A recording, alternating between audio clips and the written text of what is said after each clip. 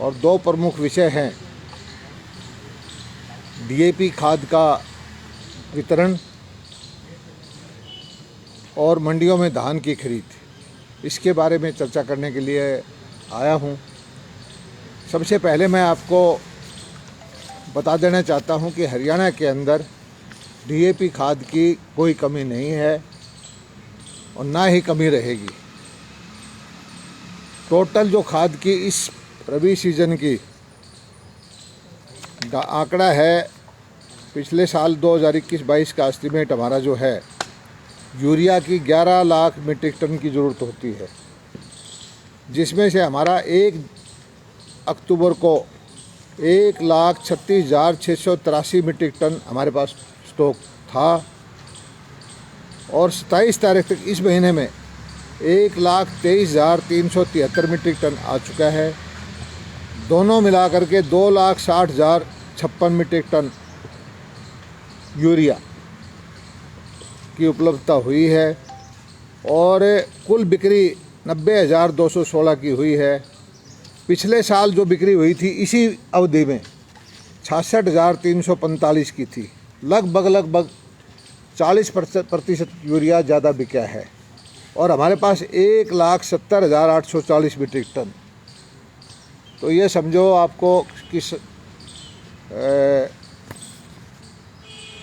34 लाख बोरी यूरिया उपलब्ध है अभी भी हमारे पास।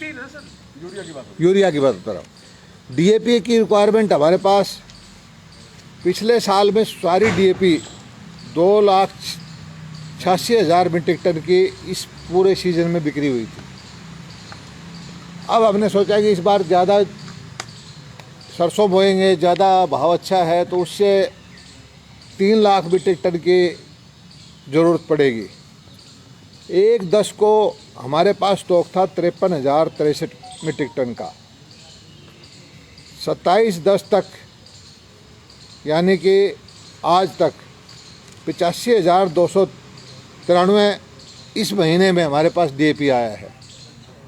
कुल दोनों मिला के हमारे पास हो गया 1,38,356 मीट्रिक टन, जिसमें से 1,10,185 मीट्रिक टन बिक्री हो चुका है, किसानों के पास जा चुका है। पिछली बार इसी अवधि में 1,03,072 मीट्रिक टन डीएपी किसानों के पास गया था। तो ये भी अंदाज़ा 7-8% किसानों के पास डीएपी ज़्यादा जा चुका है। हमारे पास 28,171 आज के दिन मीट्रिक टन उपलब्ध है। 1-2 हमारी कोशिश ये रही है कि डीएपी बाहर का होता है, सुपर फास्फेट हमारे देश में बढ़ता है और उसकी उपजाऊ शक्ति इस डीएपी से बेहतर है, खासकर सरसों के लिए। इसके अंदर हम थोड़ा सा यूरिया मिला दें, थोड़ा सा सल्फ़र है इसमें ज़्यादा होता है, तेल की मात्रा बढ़ती है, किसानों में जागृति भी आई है। तो इस बार हमने टारगेट दिया कि 1 लाख मीट्रिक टन जो है एसएसपी भी किसानों के अंदर बांटा जाए। 62,864 मीट्रिक टन हमारे पास 1/10 को था। 13,022 मीट्रिक टन हमारे पास और आया है। कुल इस महीने की उपलब्धता 75,886 मीट्रिक टन हुई, जिसमें से किसानों के पास 39,975 जा चुका है, जो पिछली बार सिर्फ 13,000 बिका था, 13,380। उसके अगेंस्ट 39,000 मीट्रिक टन बिक चुका है, 40,000 के आसपास। और हमारे पास अभी भी 36,000 के आसपास मीट्रिक टन, 35,911 ये उपलब्ध है। एक होता है एनपीके, ये जो आलू वगैरह में 12-32-16 करके बोलते हैं, ये दूसरी तरह की खाद होती है। 50,000 मीट्रिक किसानों में इसकी भी बड़ी डिमांड रहती है। सब्जियों में, आलू में और कई तरह के टमाटर में, इनमें डालते हैं ये। ओपनिंग बैलेंस हमारे पास 11,046 था। 9,891 हमारे पास आ चुका है। 20,937 दोनों का टोटल बनता है। 14,202 बिक्री हुई है इस महीने की। पिछले साल 2648 थी। हमारे पास 6,735 मीट्रिक टन अभी भी उपलब्ध है। और इसके अलावा जो इसी महीने के अंदर 6 रैक और आने हैं, लगभग 2600 से लेकर 3900 के बीच में एक रैक आता है। तो 15 से 20 हज़ार मीट्रिक टन डीएपी हमारे पास इसी 4 दिन बचे हुए हैं, इसमें और आएगा। किसी भी तरह की हरियाणा में सारे आंकड़े आपके सामने हैं, पिछले साल से ज़्यादा तो हम बंटवा चुके हैं। 10 नवंबर में भी आएगा और उसके बाद जो है हमारे पास उपलब्ध भी है। नवंबर में कुल ज़रूरत होती है ये डीएपी की ज़रूरत सरसों वाले इलाके में तो अभी ज़रूरत है। हमारा जो इलाका है रेवाड़ी, नूह, महेंद्रगढ़, नारनौल, झज्जर, हिसार, सरसा, भिवानी, दादरी, सरसों का इलाका, क्योंकि वहाँ फसल लगभग 1 महीना पहले बोई जाती है। सरसों की भी, गेहूँ भी पहले बोया जाता है, फिर ये यूरिया बोया जाता है, नहीं डीएपी बोया जाता है इसके साथ गेहूँ की बिजाई पे। तो गेहूँ की बिजाई वैसे भी इस बार लेट है बारिश की वजह से। अभी 2 दिन 3 दिन पहले भी ओलावृष्टि हुई है, कई बारिश हुई है, खेत गिले हैं। 15 नवंबर के आसपास ही इसका जोर पड़ता है। तो तब तक हमारा जो 3 लाख में से हमारे पास अभी इसी महीने में 1.5 लाख आ चुका है। अगले महीने भी दिसंबर में भी ज़रूरत पड़ती है 50-60 हज़ार की। हमारा टारगेट ये है कि 1 लाख मीट्रिक टन हम नवंबर में भी उपलब्ध करा देंगे किसानों को। 1.10 की मांग करी है, 1.10 की हाँ भी कर रखी है, लेकिन इतनी ज़रूरत नहीं पड़ेगी। ये जो हवा खड़ा कर रखा था, ये जो उसी तरह का हवा था जिस तरह का ये हवा था कि भाई धरती चली जाएगी, मंडी चली जाएगी, एमएसपी ख़त्म हो जाएगी, और ये एक अफवाह फैला दी कि डीएपी नहीं मिलेगी। हवा के इन्होंने खड़ा किया जी। जो सरकार के खिलाफ लोग आंदोलन कर रहे हैं, विपक्षी पार्टियां हैं, उनका अपना ध्येय है कि अव्यवस्था फैलाएं, सरकार को बदनाम करें। लेकिन मैं किसान भाइयों को पहले भी बता चुका हूं कि एक एकड़ के लिए urea, DAP, super phosphate, single super phosphate, NPK हमारे पास उपलब्ध है और रहेगी। किसी भी किसान को, हरियाणा के किसान को खाद की वजह से कोई ये कहे कि मेरा 1 एकड़ रह गया वंचित, वो ऐसा नहीं होने देंगे। मैं अपने सारे किसान भाइयों को आश्वस्त कर देना चाहता हूँ। ये जो भ्रम फैलाया गया, ये ज़रूर है कि पिछले हफ्ते में 3-4 जगह लाइनें ज़्यादा लगी, और मैं समझता हूँ लाइनें लगाना हमारा मजबूरी थी। हमारे पड़ोसी प्रदेश राजस्थान में यूरिया की कालाबाजारी है, हमारे पड़ोसी प्रदेश पंजाब में ऊंचे रेट पर बिक रहा है, और ये कालाबाजारी करने वाले लोग चाहते थे कि इनको ट्राली भर के हम डीएपी दे दें। उनको रोकने के लिए हमने अपने किसानों की ज़रूरत के हिसाब से 3 बोरी, 4 बोरी, 5 बोरी, क्योंकि आधा बोरी डीएपी लगता है एक सरसों के खेत में, और 90% 80% किसान जो है 3-4 एकड़ के से बड़ा नहीं है, उनको हमने दिया। उससे लाइनें लगी दिखाई दी और कालाबाजारी रोकने की पूरी कोशिश की। कल भी, आज आपने न्यूज़पेपर में आया होगा कि 500 कुछ कट्टे हाँसी में एक व्यापारी से पकड़े गए हैं, जिसका वो हिसाब नहीं दे पाया। कालाबाजारी करने वाले लोग जो हैं वो भ्रम फैला करके, शॉर्टेज दिखा करके महंगा बेचना चाहते थे, लेकिन हमने पूरा 1200 रुपये में प्रत्येक किसान को, थोड़ा बहुत दिक्कत तो उनको हुई है, उनसे हम क्षमा याचना करते हैं, लेकिन किसी भी तरह की शॉर्टेज हरियाणा में ना डीएपी की होगी ना यूरिया की होगी। हमारे पास जो आंकड़ा है यह सिद्ध करता है कि पहले से 20% ज़्यादा हमारे पास यूरिया है भी, और भी आएगा। डीएपी भी हमारे पास 20% ज़्यादा है। किसी भी तरह की कोई कमी खाद की नहीं होने देंगे, और इस खाद की हम पहले से सक्रिय थे।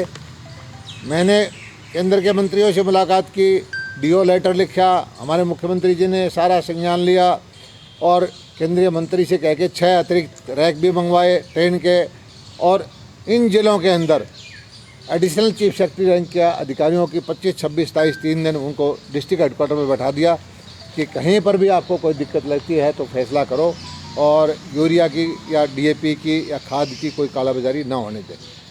तो मैं ये आंकड़ों से आपके सामने रख के किसान भाइयों से प्रार्थना करता हूँ कि निश्चिंत होकर अपना खेत में काम करें। यूरिया और डीएपी, सुपर फास्फेट, एनपीके, जो खाद आपको ज़रूरत होगी वो उपलब्ध रहेगी। इतना ही हो सकता है कि ज़्यादा से ज़्यादा एक दिन आगे पीछे हो जाए, तो इसलिए विचलित ना हो, निश्चिंत होकर अपना काम करें। हरियाणा सरकार खाद की कमी नहीं रहने देगी। धन्यवाद। दूसरा विषय आपके सामने है पैडी परचेज का। इस बार जो मौसम ने किसान को बहुत परेशान किया, हमारे विभाग को भी बहुत परेशान किया। बेमौसमी बारिश की वजह से बार बार पैडी भीगती रही। कल मैं आया हूँ सरसा से। सारा हाईवे जो है, कंक्रीट का जो हाईवे है अम्बाड़ा और कुरुक्षेत्र के बीच में, एक साइड पैडी से भरी हुई है, और इसलिए कि वो सुखा लें उस पर। वहीं से मंडी एक टेम्परेरी बना रखी है, वहीं सुखा के भर के ताकि किसानों की परचेज हो जाए। और हमने इस बार 3 तारीख से परचेज शुरू की थी पैडी की। बीच बीच में बारिश आती रही, किसान भाइयों को थोड़ी बहुत दिक्कत भी हुई, उसके लिए भी हम क्षमा याचना करते हैं। और मैं दिखाना चाहता हूँ आंकड़ों के माध्यम से कि इस बार जो पैडी है 2020 में आज तक जो पैडी की अराइवल हुई थी 44.26 लाख मीट्रिक टन। उस वक़्त हमने पहले शुरू की थी, इस बार लेट शुरू की 1 हफ्ता। उसके बावजूद हम 44.40 लाख मीट्रिक टन अराइवल हो चुकी है। जो पिछले साल इस आज तक आई थी उतनी अराइवल मंडियों में हो चुकी है। उसमें से 43 लाख मीट्रिक टन हम खरीद चुके हैं। 36.85 लाख, 85% की लिफ्टिंग हम कर चुके हैं। इससे बढ़िया व्यवस्था हो नहीं सकती कि 85% लिफ्टिंग साथ साथ हो जाए। 6,200 करोड़ रुपए की पेमेंट कर चुके हैं।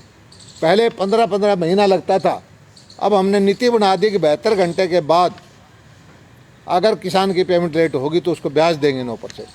उसका परिणाम ये है कि इस पैडी की 6,200 करोड़ रुपए की साथ साथ किसानों को पेमेंट भी जा रही है। और बासमती की अराइवल पिछली बार जो थी 8.40 लाख मीट्रिक थी, इस बार 4.68 लाख मीट्रिक टन हुई है। बासमती थोड़ा सा लेट है, बारिश की वजह से थोड़ा सा लेट हो गई है। और पिछली बार जो हमने हमारी कुल पैडी की परचेज जो थी 56 लाख मीट्रिक टन थी, जिसमें से 44.40 तो हम खर्च चुके हैं। मोटा मोटी 80% की पैडी की परचेज हो चुकी है। और अभी तो मंडी चलेगी, जब तक किसान के भाई के पैडी नहीं आ जाती हम प्रोक्योरमेंट करते रहेंगे। किसी तरह की चिंता करने की ज़रूरत नहीं है। साथ साथ लिफ्टिंग करवा रहे हैं, साथ साथ पेमेंट कर रहे हैं। एक मुद्दा था बाजरा का। बाजरा का पिछली बार हमने लगभग 7.5 लाख मीट्रिक टन से ज़्यादा परचेज की थी। इस बार हमने भावांतर भरपाई का फैसला किया है, क्योंकि हमारे पड़ोसी प्रदेशों में बाजरा की खरीद नहीं होती।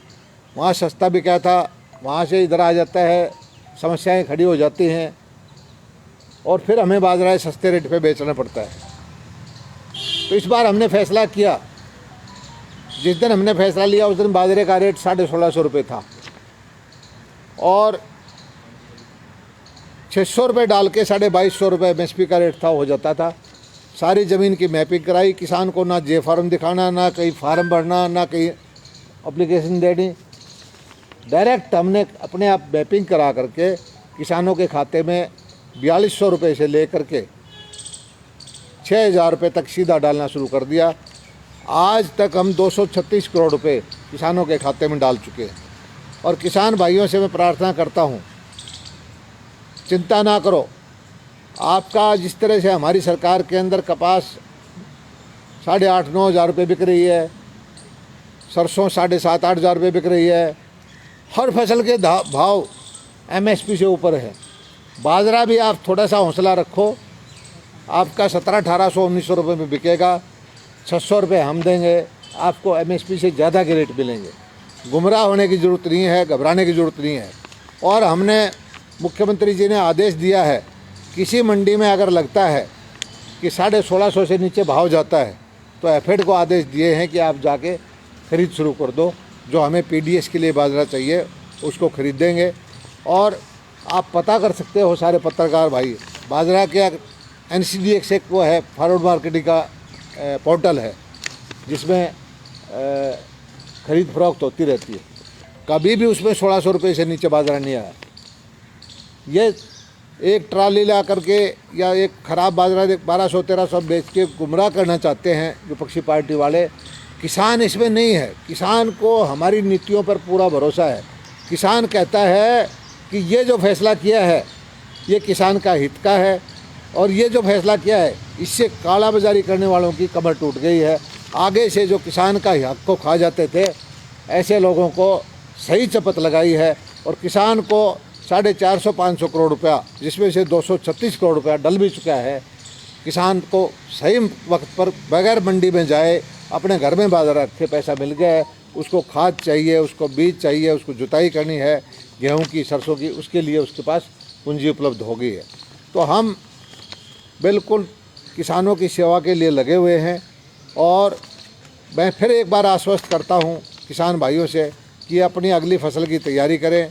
आपको अच्छी मंडियां देंगे, अच्छे भाव देंगे, नई नई स्कीम लेके आएंगे। जिस तरह से भावांतर भरपाई की स्कीम हम लेके आए फसलों के लिए, इसके बाजरा के लिए, सब्जियों के लिए पहले लेके आए हैं, सब्जी का फसल बीमा लेके आए हैं, पशुधन का पशुधन क्रेडिट कार्ड लेके आए हैं, और तरह तरह की स्कीम हम ले करके हमारी मकसद ये है कि किसान सक्षम हो।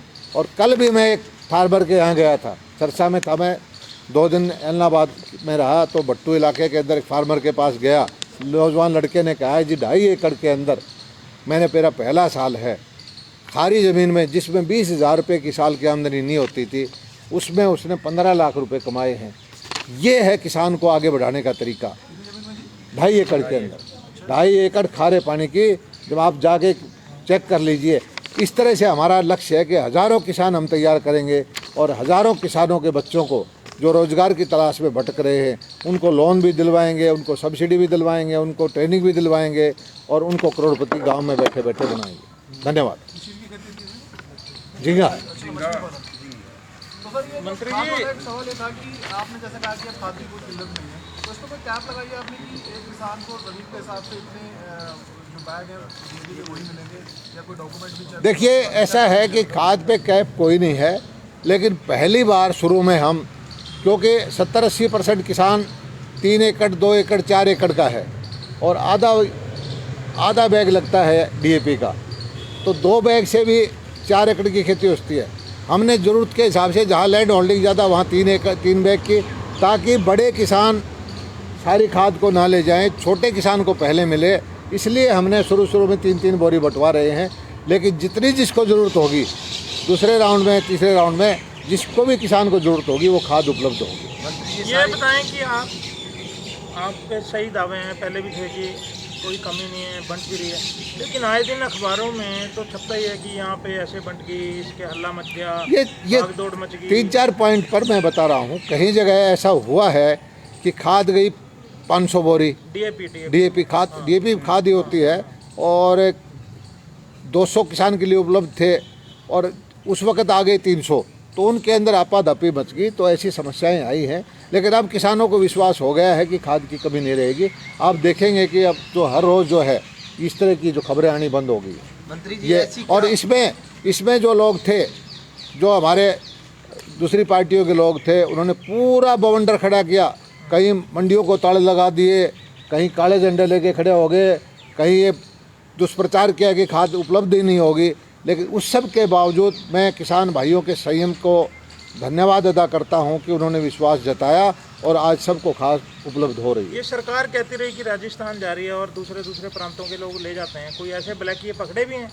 देखिए, सच्चाई ये है, मेरा इलाका 70 किलोमीटर का है।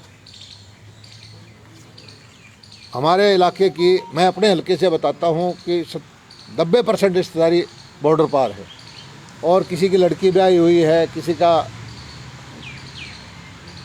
लड़का ब्याह हुआ है, और घर में आके मोटरसाइकिल पे एक कट्टा मांगे तो कोई उसको मना नहीं कर सकता। सच्चाई वहाँ पर अवेलेबल नहीं है। अब इसको क्या कहेंगे?